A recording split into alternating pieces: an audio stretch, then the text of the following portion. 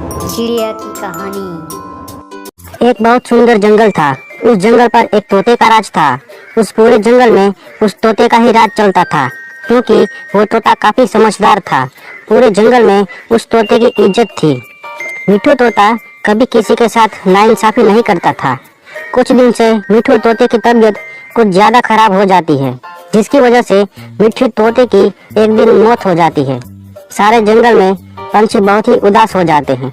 सारे जंगल के पंछी बहुत ही चिंतित हो जाते हैं कि अब इस जंगल का राजा कौन बनेगा।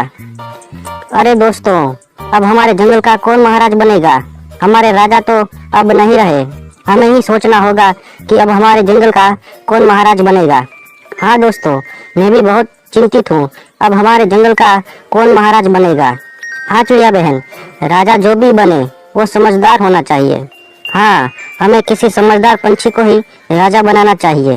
तो फिर ठीक है, जो जो भी राजा बनना चाहता है वो आगे आ जाए, फिर हम सब फैसला करेंगे कि कौन महाराज बनेगा। मैं बनना चाहूंगी जंगल का महाराज। मैं आप लोगों के ऊपर कभी भी मुसीबत आने नहीं दूंगी। मैं बहुत ही समझदार हूँ। क्या इस चिड़िया के अलावा और कोई इस जंगल का महाराज बनना चाहता है? तभी कल्लू कहता है, हाँ, मैं भी महाराज बनना चाहता हूँ। अगर आप लोग मुझे महाराज बनाते हो तो मैं आप लोगों को मुफ्त में दाना दे दिया करूँगा, जिससे आपको ज्यादा मेहनत करने की भी जरूरत नहीं पड़ेगी। वो कैसे कल्लू? तुम मुफ्त में दाना कैसे दोगे सबको? देखो मित्र, जब मैं महाराज बन जाऊंगा तो मैं जंगल में एक गेहूं की फसल लगाऊंगा। जब वो फसल अच्छी तरह से पक जाएगी तब हम सारे पंछी उसे आराम से बैठकर खा सकते हैं। इसलिए मैं यही कहता हूँ कि तुम सभी मुझे महाराज बना दो।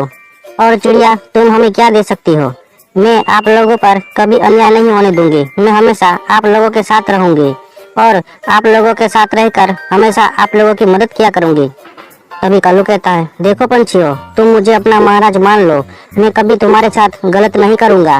मैं बहुत ही अच्छा हूँ। देखो पंछियों, हम कुछ दिन का समय ले लेते हैं, फिर हम सब सोचकर बताते हैं कि हमारा महाराज कौन बनेगा। हाँ, यही ठीक है। हम कुछ दिनों का समय ले लेते हैं, फिर हम सोचकर बताएंगे। फिर सारे पंछी वहाँ से चले जाते हैं। मुझे तो कुछ करना होगा। मैं ही महाराज बनना चाहता हूँ। मैं उस चिड़िया को महाराज बनने नहीं दूंगा। अगर मैं इस जंगल का महाराज बन गया तो ये पूरा जंगल मेरे हाथ में आ जाएगा, तो फिर मैं कुछ भी कर सकता हूँ। पर मैं ऐसा क्या करूँ कि सारे पंछी मुझे अपना महाराज मान ले? कुछ दिनों के लिए मुझे सारे पंछियों के मन में जगह बनानी होगी। अगर उसे मैं अच्छा लगा तो वो मुझे महाराज बना लेंगे। फिर कौवे के दिमाग में एक योजना आती है। फिर कौवा वहाँ से चला जाता है। कौवा जा ही रहा होता है कि वो देखता है कि एक पंछी दाना जमा करके अपने घोंसले में आ रही होती है, और वो दाना घोंसले में रखकर वहाँ से चली जाती है। वो पंछी के जाते ही कल्लू फौरन उस पंछी के घोंसले में आ जाता है और वो दाना वहाँ से लेकर भाग जाता है। जब वो पंछी अपने घोंसले में वापस आता है तब वो देखता है कि उसके घोंसले में जो उसने दाना रखा था वो वहाँ से गायब हो गया है। वो पंछी ये देखकर बहुत ही गुस्से में आ जाता है। अरे, ये मेरे घोंसले में का दाना कहाँ गया? मैंने यहीं पर तो रखा था। लगता है किसी ने मेरा दाना चुरा लिया है। अरे, मैं क्या करूँगी? इतनी मुश्किलों से मैंने दाना ढूंढा था, पता नहीं कौन मेरा दाना चोरी करके भाग गया। फिर वहीं पर कल्लू कौवा वहाँ पर आ जाता है और वो उस पंछी से कहता है, अरे क्या हुआ पंछी भाई, तुम इतना उदास क्यों हो? आखिर तुम्हारे साथ क्या हो गया है?